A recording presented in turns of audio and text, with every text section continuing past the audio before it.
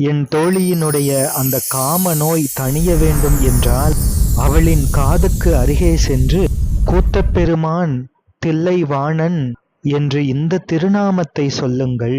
கூத்தப்பெருமான் தில்லைவாணனை வானோர்களும் வணங்குவார்கள்.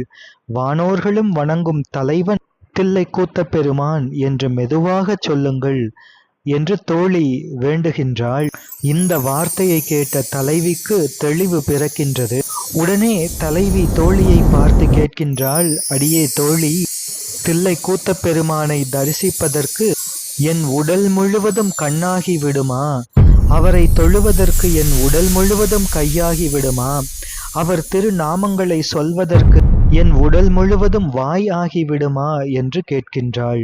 இப்படி காதல் மிகுந்த கவிதைகள் கொண்டு விளங்குவது எம்பெருமான் நம்பியாண்டார் நம்பிகள் பெருமான் அருளிய கோயில் திருப்பன்னியர் விருத்தம்